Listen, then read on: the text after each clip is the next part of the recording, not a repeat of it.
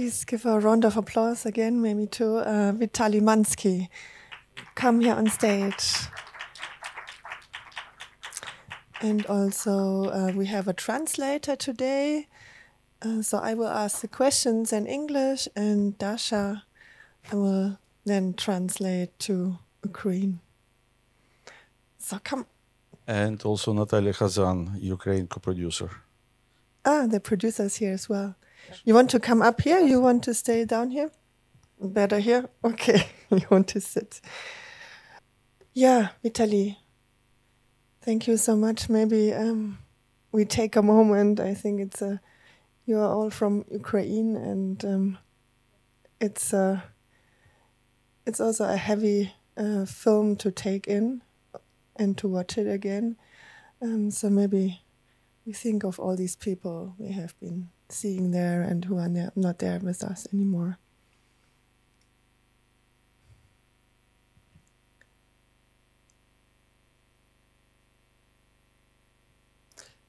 Yeah, so you are from Lviv and you made this film for the people of Lviv.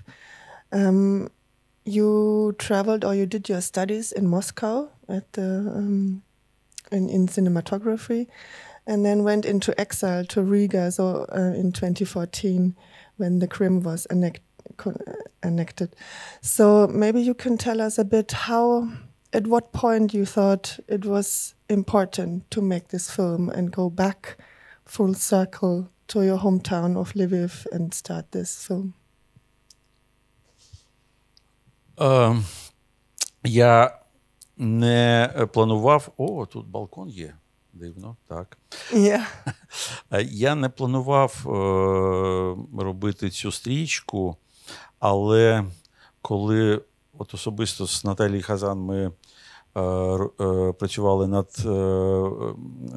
стрічкою «Східний фронт», попереднім фільмом «Східний фронт», я подорожував в Україну через моє рідне місто Львів.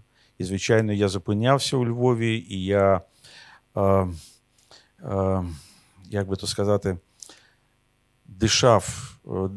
надихав цим містом, і якось цей фільм прийшов сам. Я почав навіть знімати, коли ще не було ні бюджету, ні нічого не було. Я просто почав знімати. So he wasn't planning to make this film, but when he was when they were together, right, doing the film, the Eastern Front line, they were stopping at the Lviv. And so they kind of decided, right, to look into it. They didn't have any budget. Yeah, and Lviv inspired them to make this film. And yeah. Mm-hmm. Okay. Тобто я маю на увазі, що я професійний режисер, але це не професійний для мене фільм. Це фільм, звичайно, професійний, бо я працював з професійною командою, але це фільм від мене особисто для мого міста, для моєї батьківщини, це якийсь таке непрофесійний мій вклад, як би то мовити. He is the professional director, but he is not.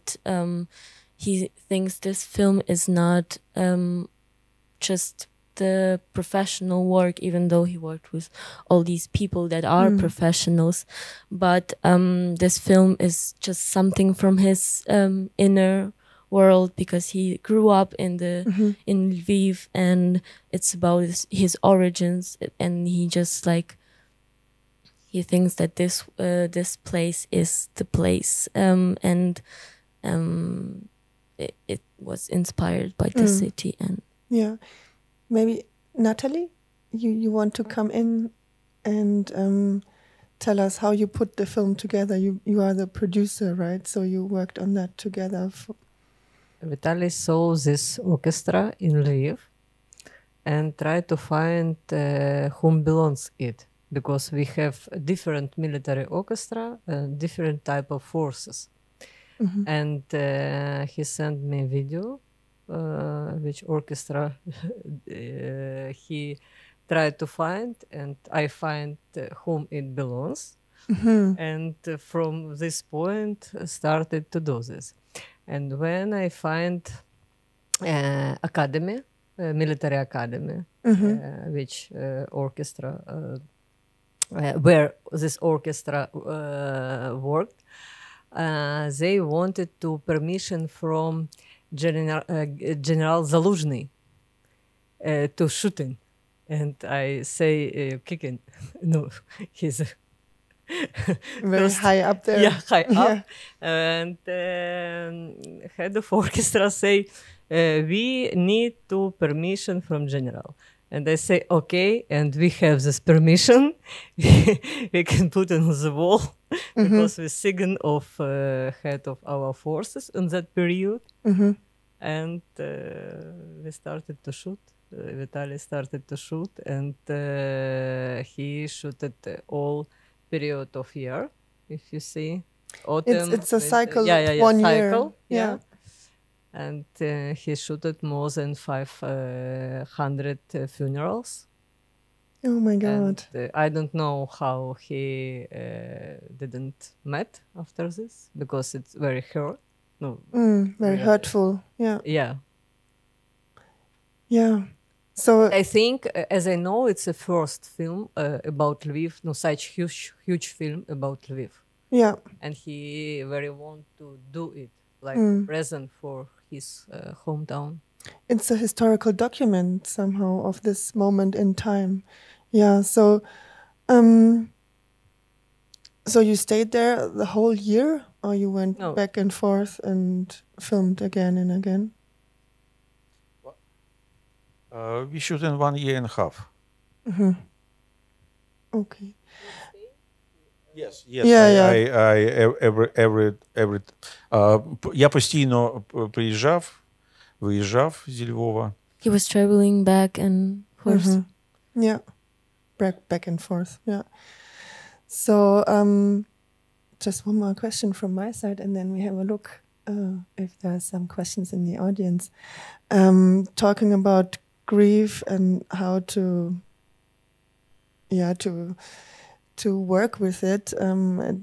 It has been hard for you, but I think the whole society of Lviv is really stressed and traumatized. And what do you think are their perspectives in terms of healing? And is also this funerals and I found it very beautiful, the big images they are doing in the public spaces.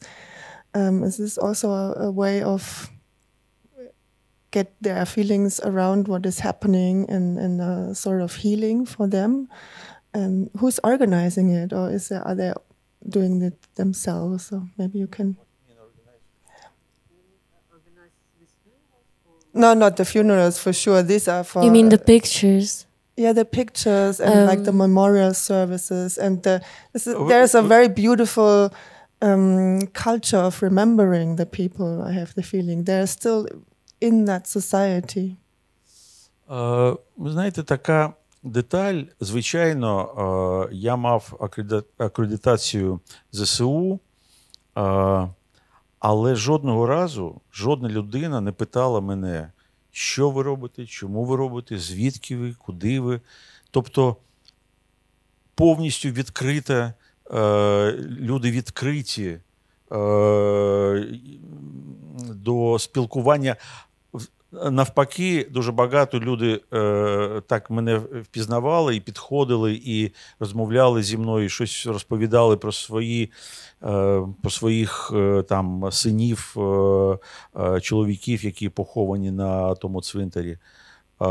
І це дуже було так відкрито і дуже від серця все було. Я повторюю, жодного разу ніхто не запитав мене Ausweis, як то кажуть. So he had this accreditation for the for the military, so he can do that for the Ukrainian forces. And so the interesting thing that he found that not one person asked them about what they're doing, and like in terms of like show me your passport or whatever, what's going on. So they were really open, and there were many people sharing their experience and telling about their families, their brothers and sisters, and they were going and asking, like telling him, just like, yeah, and they were all really open about everything. So they came to you, you did not go to them and ask them questions.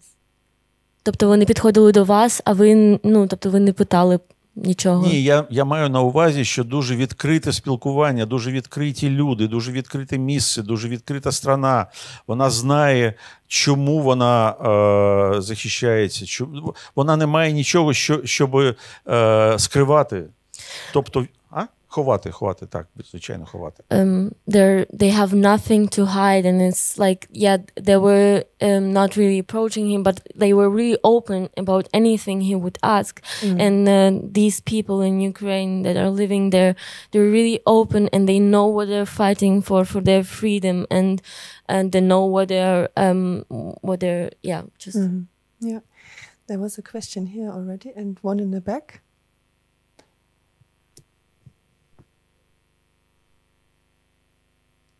Ja, ich habe Sie zuerst gesehen. Entschuldigung, ich mach mal kurz.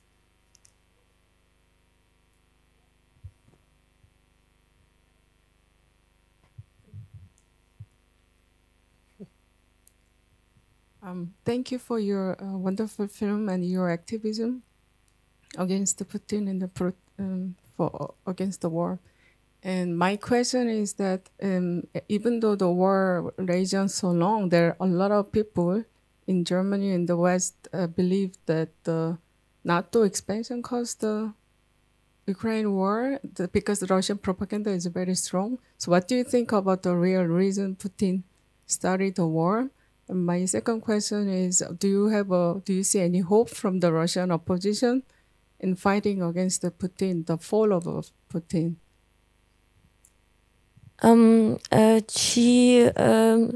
По-перше, вона подякувала за цей фільм, за те, що ви зробили. А по-друге, у неї є два питання. Вона подякувала. А по-друге, є два питання. Чи ви знаєте причину, чому так сталося з Україною? І чому вони напали, по суті? А друге питання, що як взагалі ви думаєте, що російська опозиція з цим справиться і зможе зупинити війну? Я почну з другого питання. Звичайно, ні. Російська опозиція не має жодного шансу справитися і навіть не питається щось робити. Це моє особисте враження від того всього цирку, що відбувається. Can I translate? Of course, no, the Russian opposition doesn't try and don't do anything against that. That's his own opinion, but yeah, he's quite sure in it. And first question, перше питання. Я вважаю, що для Російської імперії неможливо мати поруч вільних людей, вільні країни, демократичні країни, особисто, які були також невільними, коли були частиною Російської імперії. Це головна причина і, мабуть, навіть єдина причина. А все інше – це такі вже деталі, які і створили цю війну. Можете ще раз, будь ласка, про... Я маю на увазі, що, по-перше, це неможливо для Росії мати поруч вільну країну, вільних людей. Так.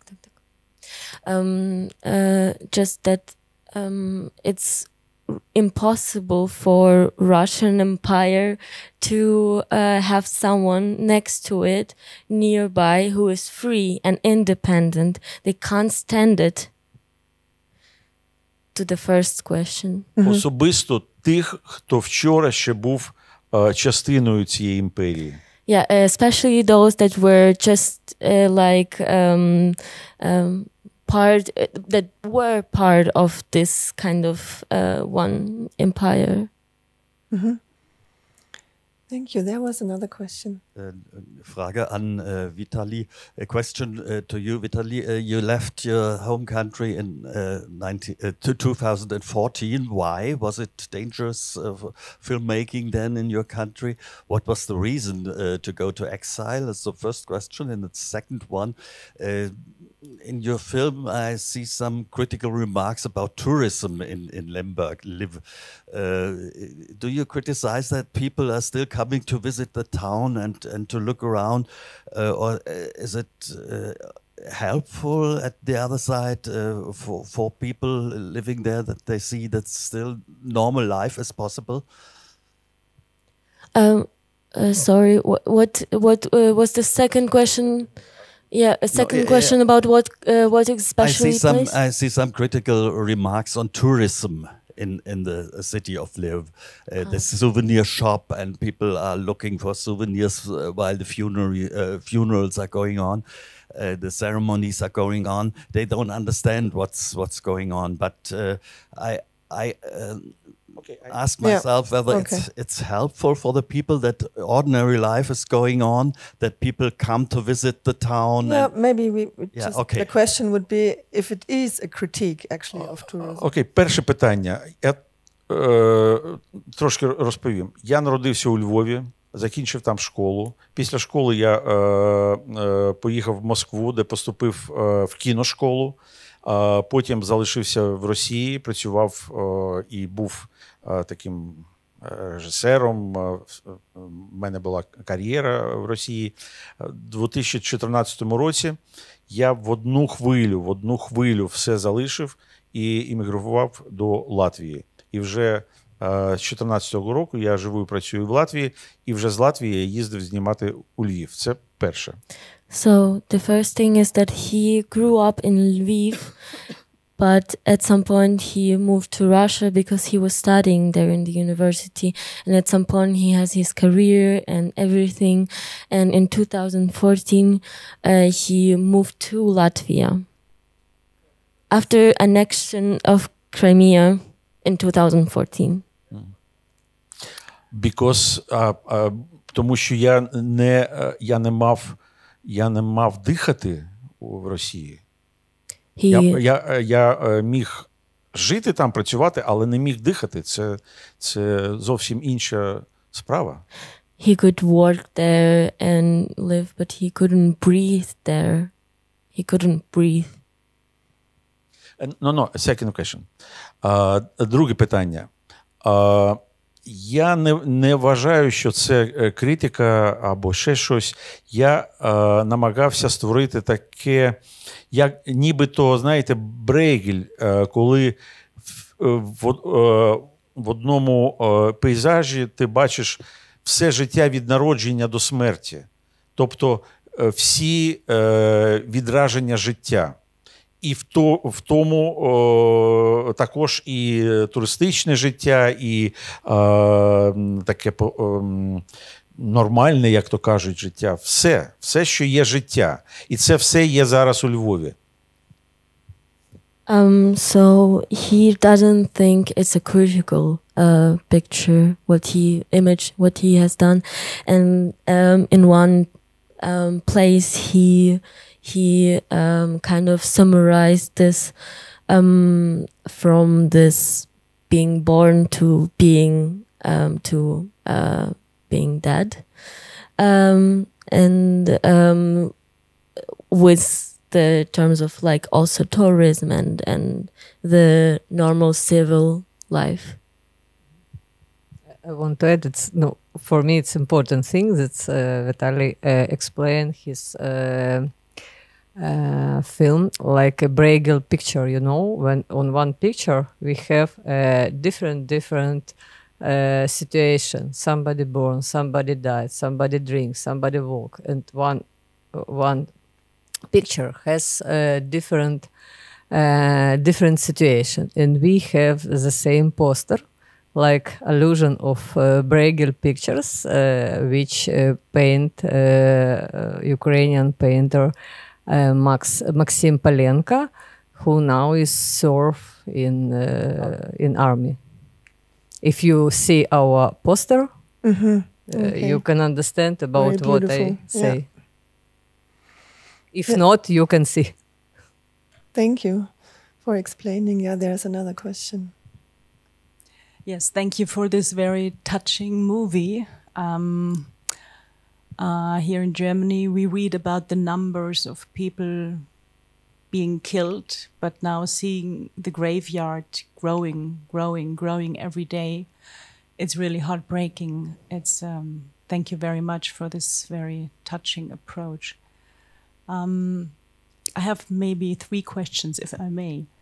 First, how many cameras did you use to shoot the movie? Because in the beginning I saw this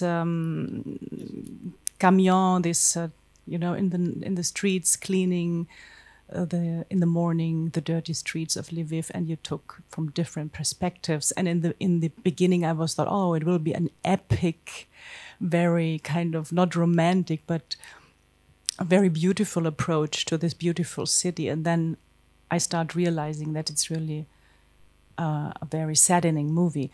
And this comes to the second question: what was the intention shooting this movie? Was it to draw, to make an anti-war movie, or to take sides with the Ukrainian army and the especially men suffering there now? I mean, I was missing a little bit the perspective of females.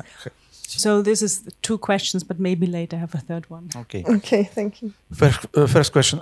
Перше питання. Значить, було постійно 2 камери. Cameraman and я також взяв камеру. І я взяв камеру вперше за 20 років. Я ніколи не працював з камерою останні 20 років. Але я зрозумів, що це необхідно для цієї стрічки. І я взяв другу камеру, і ми працювали десь 70% з одним оператором, і останню частину з другим оператором, але постійно 2 камери було у нас. The first question, they had 2 cameras, and he was also shooting, right? And he took the camera in his hands and shot something since 20 years. He didn't do that for 20 years because he thought, wow, this is important right now, and he has to do it as well. And plus he was shooting like 70% of the film with one camera operator, and the rest is with the other one. А друге питання, це, ви знаєте, мабуть, я можу відповідати по настрою. Тобто не є, я не маю одного, звичайно, я проти війни, але сказати, що ця стрічка тільки проти війни, це нібито її так зжати до якогось пропагандистського плакату. Я б не хотів, я б не бажав. So to the second question, if the question was right about that, what was the reason to shoot and if there was anti-war or whatever, and he said depends. I mean, he didn't have one kind of reason or way. He is of course against the war, and but it's not only about the war. it's what що ви сказали? Ви знаєте, якщо ти бажаєш сказати «я проти війни», то не треба знімати фільм. Виходь і кажи це. Фільм –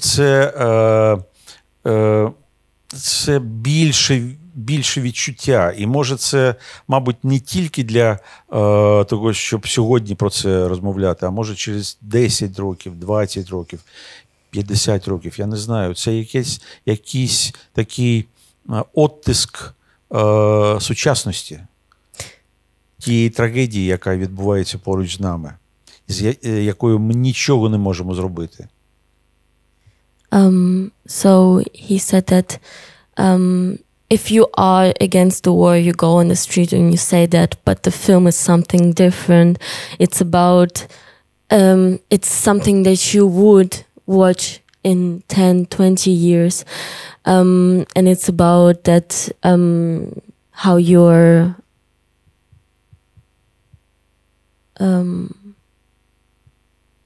що там було в кінці? Of history, of this particular period of history. And it could be seen in 20 years or in 50 years. Тому що, на жаль, це не остання війна. І, мабуть, наступну війну люди можуть якось так... He said it, unfortunately, because it's not the last war, and that people need to see that in terms of like, this is not gonna end. Okay. There was a third question. Well, no, I don't want to overstretch it. Okay, good. Very much. There was one other one. У мене дуже коротке запитання. Який зміст вклали ви в назву цього фільму? Дякую. The question is, what is the meaning and what is the meaning behind this title of the film? Ракета, яка летить з Росії до Львова, їй час 5 хвилин, 6 хвилин. І зараз ці 6 хвилин – це є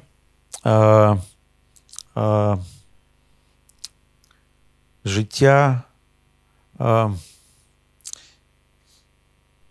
без війни. Кожні 6 хвилин. Тобто ми до цього моменту ми так рахували рік, місяць, неділя, зараз 6 хвилин. Бо кожні 6 хвилин може прилетіти. So, the rocket that flies from Russia to Ukraine from Russia to Lviv gets to the point in 6 minutes.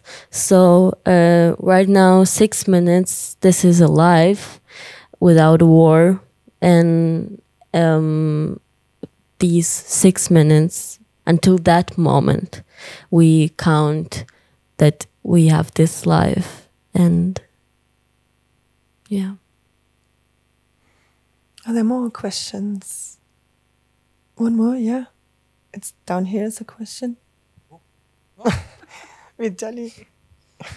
I have a question for Natalia. So I assume, obviously, your government, Ukraine government, don't have enough money to fund this kind of films. Do you think the international community, including EU, support European filmmakers enough?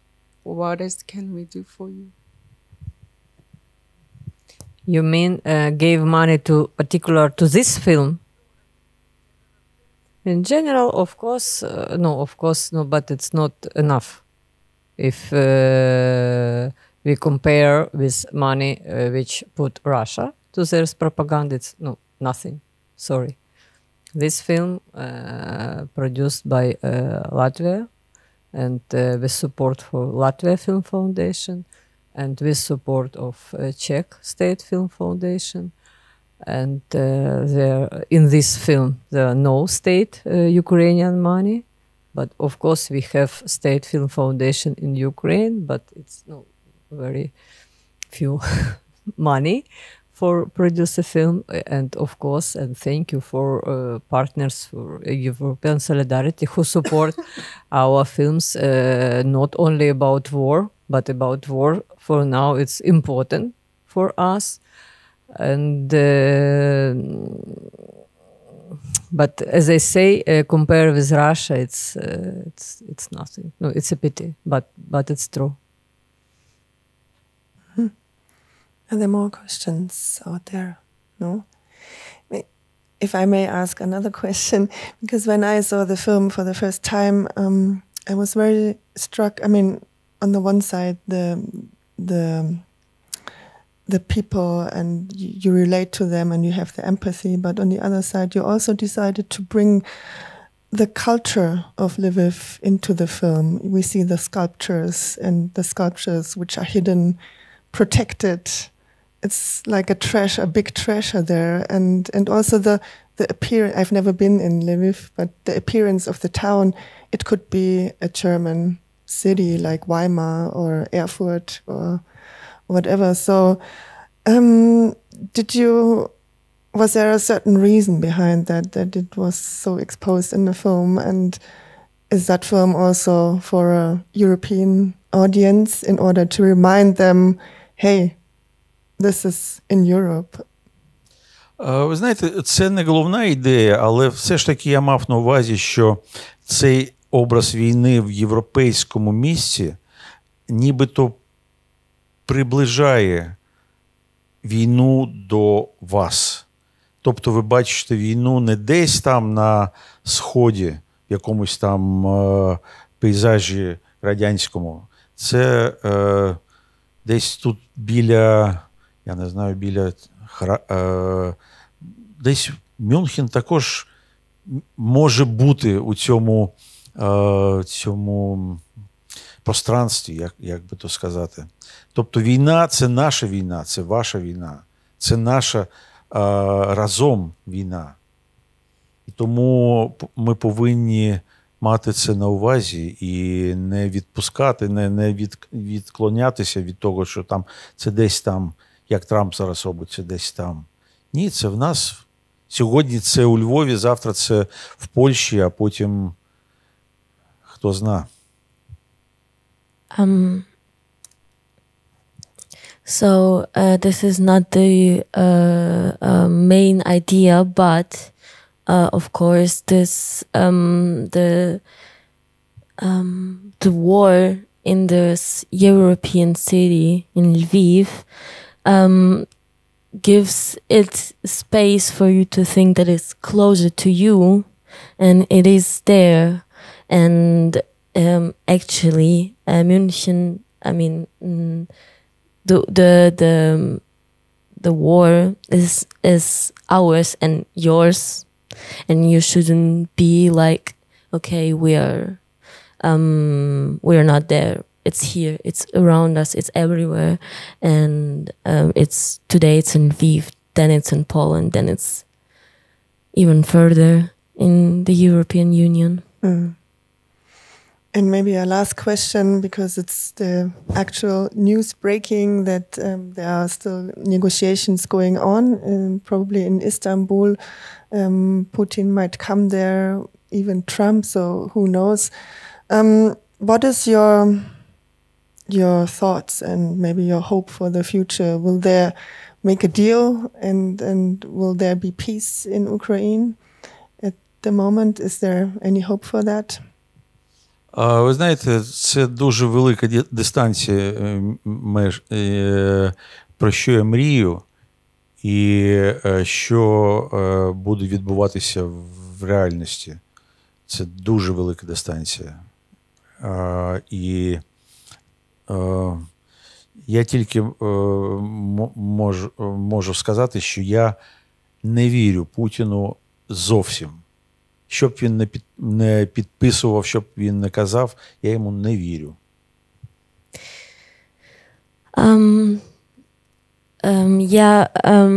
For him, this is a really big distance between what he dreams of and what will gonna happen.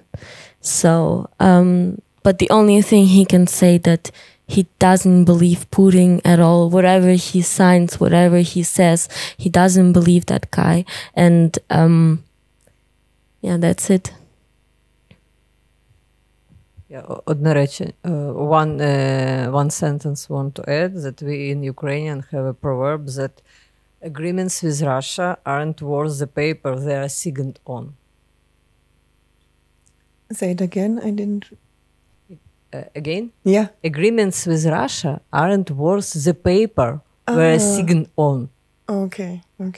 We saw it all our history. I mean, all our Ukrainian history. 100 years ago, 200 years ago, 300 years ago, we cannot believe to Russia. They always lie. Always. We can only hope, I guess.